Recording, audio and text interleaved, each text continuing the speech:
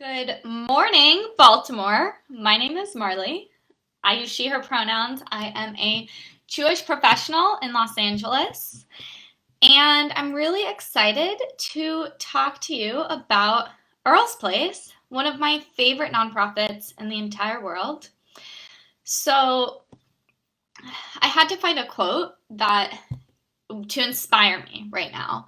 And something that's been sticking with me throughout the entire pandemic has been a quote from the Mishnah, from Jewish source, and it says, "Whoever destroys a soul, it is considered as if he destroyed an entire world, and whoever saves a life, it is considered as if he has saved an entire world." And so, really, how can you not think about Sheila, who saves lives all the time and is really saving the entire world and has made so much of an impact in Baltimore? You might be wondering how I'm connected to Baltimore, how I'm connected to Earl's Place, and I am here to share a little bit about that with you in honor of the resolution run that is virtual this year, which you can still sign up to be on my team.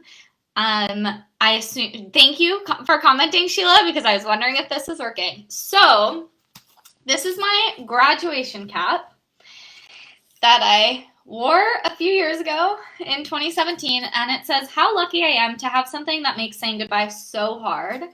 And Earl's Place really was one of the things that was so hard to say goodbye to because it is home to me.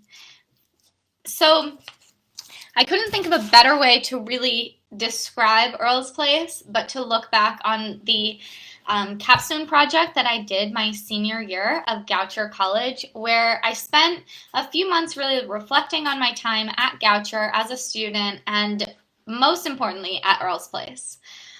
So I'm going to read that to you because I don't think it exists on the internet right now, this little speech, to give you a better idea of how really Earl's Place changed me.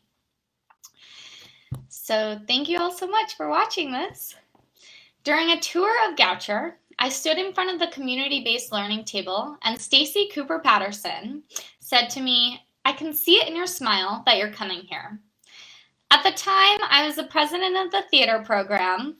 Thank you, Jill Novick and Sheila Silver, and at Culver City High School. And so I started thinking about the obvious possibilities of doing theater in Baltimore, and of course, I believed I should do community service. So as it turned out, I created my own program dedicated to civic engagement, the Earl's Place Art Program, which the Community-Based Learning Office made it an official partnership of HUC-JIR College.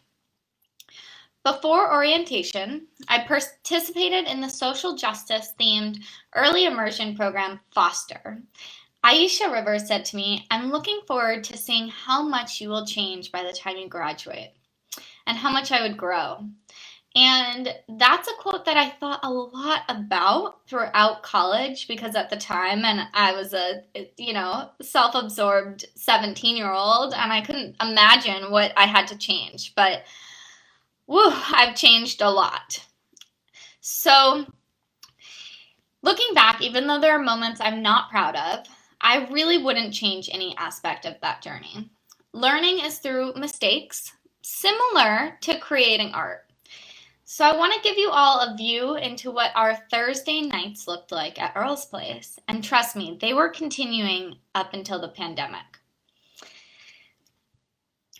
So when I first did this speech, I made a whole vase and put some pictures on it. And my mom actually literally brought the vase up yesterday that she was looking at it in her home in Mexico. So maybe you can post a picture of it, Mom. So in order to reveal that my learning has not been linear, my story and the vase that I made pulls from different moments at my time at HUC-JIR. My identities and values are almost unrecognizable from that in 2013 when I first went to HUC-JIR in Earl's Place. For better or for worse, I was thrown into the deep end of the social justice pool, which a lot of people were thrown into this summer. And it's challenging to challenge your own whiteness, to challenge your privilege and your class. but I grew a lot. I committed to 4 years of challenging myself to unlearn so much that I thought I knew. By recognizing how I showed up, I've allowed myself to comfortably address and own my privilege. At a men's homeless shelter, the power dynamics are so complex, and I learned from new experiences and relationships that strengthen who I am and the social justice work that I'm committed to. As a Jewish nonprofit professional, it's what I want to do for the rest of my life. I signed up for Faye's Community Radio Frontier class really because it sounded cool. Truthfully, at the time, I didn't really see homeless people, as individuals. To me, they were just people on Venice Beach looking for money. But that first semester, I learned that anyone could become homeless, and when they do, their identities and their relationships are stripped from them. After the semester where we interviewed residents and created radio podcasts, another student and I stood in Van Meter 201 and spoke about going back and making art. Faye, being the busy and passionate professor, helped to guide us on this adventure that brought me here today. Spring of my first year, we embarked on a completely new initiative where a couple of us went to Earl's Place every Thursday night to create art projects. I took a lead role by photographing residents, and we created self-portraits. This was the beginning of building a true community partnership between Earl's Place and HUC-JIR. Every year, my schedule has consisted of a full load of classes, meetings for events I was involved in, work, involved in Hillel, and on Thursday night at 5 p.m. on the Van Meter Loop, where Dave, shout out to our bus driver who was always there for us, would pick us up and take us down to Earl's Place in Baltimore City. So Earl's Place is a men's transitional shelter in Baltimore City, and don't get me started on permanent housing versus transitional housing. Because what Earl's Place is doing as a transitional shelter is changing lives. So it houses men who've experienced chronic homelessness and are in recovery. And when I went to Earl's Place the first time, I thought I was doing service for Baltimore's most vulnerable individuals, but Earl's Place quickly became a place of transformation for me. Earl's Place is extraordinary because it's not an emergency shelter, but rather provides long-term housing and support. Staff addresses the true needs of individual residents versus putting a Band-Aid on problems that people who experience homelessness face. Sheila is the executive director, but that title doesn't do her any justice, really. Sheila takes care of every single resident and volunteer and staff and treats every single person as a unique individual, as a unique person. Really, Sheila embodies dedication. I think of this quote from the Bible of everybody is created in the image of God, the divine image of God. Sheila sees that, and it's absolutely incredible. What was a pseudo requirement for my first semester turned into an anchor of my entire college experience. It wasn't what I thought it would be. Earl's Place was where my shift of values and perspective on life happened. It didn't happen because I completed service. Rather, it happened because I made mistakes when I slipped up and I'd maybe mixed one resident up with another or complained about Baltimore's winter.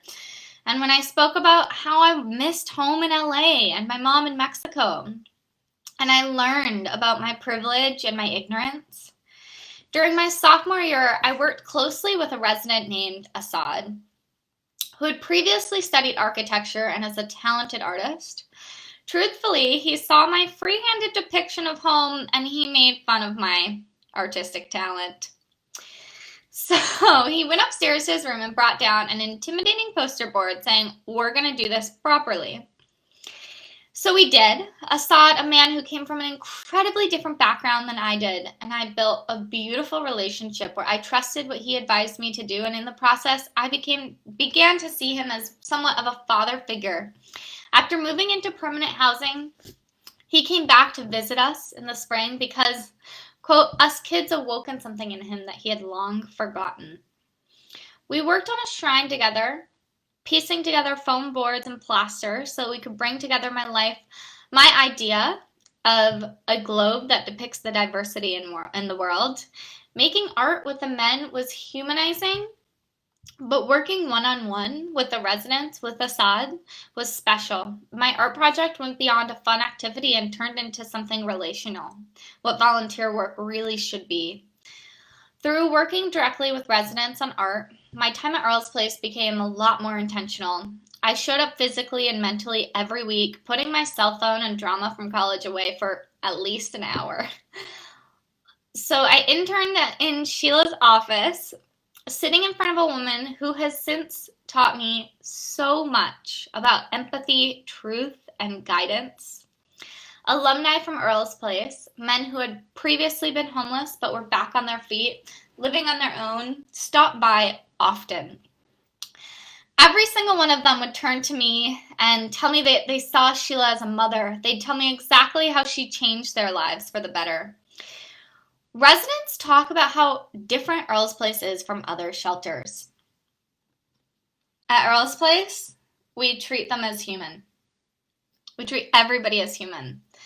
I'm so lucky to have been part of that for years. And this goes both ways because the men brought out the best in me, my laugh, and my creative side. I worked closely with a resident, Barry. He was the first deaf resident at Earl's Place. And his Earl's Place journey was so integral to my Earl's Place journey. He was deaf and communicates most comfortably in sign language and has a really strong deaf accent.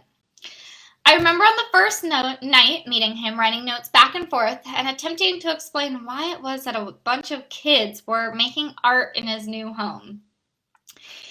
So I'm deaf and I can't hear out of my right ear. And like Barry, sometimes things can get really frustrating trying to communicate. One day, I urged him to pose for a photograph, and he was running late for an O's game, and he was getting frustrated and couldn't tell me what it was that he wanted to say, and he came off angry. Robert was pushing him away, trying to shield him from me, and I felt sympathy because I just understood what it was having difficult communication to communicate. I couldn't really understand sign language, so I had no clue what Barry was trying to say. In my last semester of HUC-JIR, I did enroll in a sign language class. Thank you, Kara and Summer. And I really enjoyed the moments where I could sign, I'm trying to remember, cookies, or is that grapes? Thank you. So, in an attempt to build a relationship with him. I do still have this hanging in my apartment that he made, and another student passed off to me in the hallway at HUC-JIR. And it reminds me of Baltimore and my home. So the men aren't just residents at Earl's Place.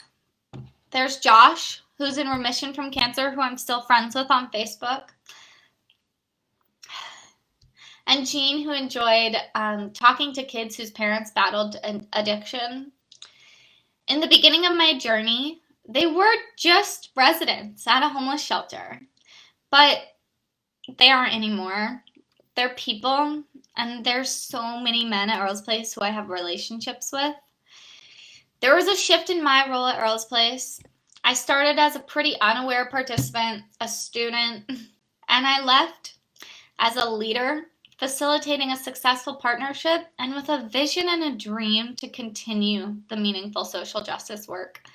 With Claire, shout out Claire from CBL, I co-directed a weekly institutionalized art program. And after that internship, I started working at Earl's Place on an ongoing basis as a development associate. This experience shattered stereotypes and negative perceptions I had about homelessness. Knuckles was the first one to offer to feed me when I was at work, and Paul would go out of his way to fix the headlight on my car because my dad lived across the country. Christian and Charles made me laugh. Charles of blessed memory. These men's identities are far from mine, and we easily found ways to connect.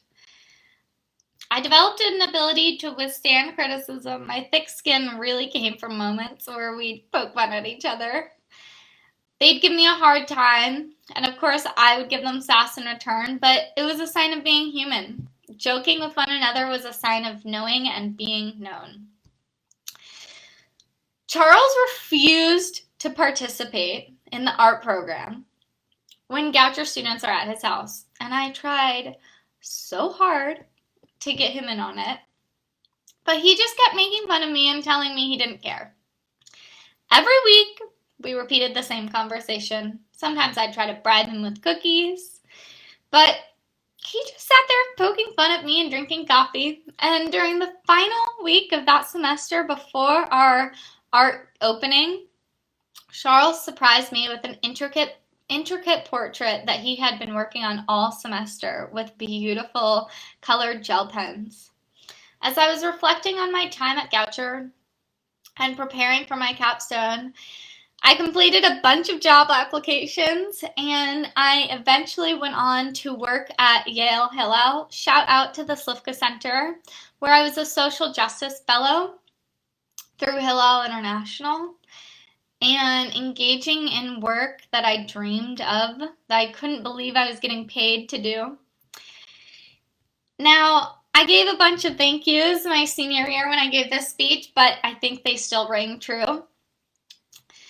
So my leadership skills and my understanding of social justice would not be what it is without the Student Leaders for Civic Action. The Community-Based Learning Office transformed my attitude toward civic engagement. Thank you, Lindsay. Thank you. That there's not, words cannot describe how grateful I am for how much you taught me. My deep analysis and critique of institutions wouldn't be possible without peace studies and Professor Jen Bess, who challenged me in the best ways. And when I was writing this speech, I really started to understand the gravity of being a first-generation college student, that my parents worked really hard to send me and encourage me and support me to go to college. So I made my mom this vase art piece at the time when I did the capstone, and she still has it, and I'm so inspired by her because she's continuing to make art in the pandemic when it's really hard to just even cook food. So I am so proud to be your daughter, to my parents, my stepmom, and to my dad. I wouldn't be here without your dedication to working at a university and for sending me to college, and thank you so much. You've taught me what working hard looks like. There's so many more people that I could thank, all the volunteers who came with me to Earl's Place, and I'm really thinking, I now see that it's 11:20. I obviously could talk about Earl's Place all day. A few memories are coming to mind. In this fellowship that I mentioned that was 2 years with Hillel International, during the summer, a year in, I was having a conversation with a friend, Ben, and the prompt in this guided program was, what fills your cup or fountain? And he turned to me and he said, I know exactly what fills your cup. That men's homeless shelter that you worked at. And I remember you talking about it when we all met during orientation. There's some things, right, that just make so much of an impact on you, and that really was Earl's Place in my life. I am committed to Earl's Place, committed to donating monthly, even as a grad student, because even a small donation every month can make a really, really big impact on a nonprofit.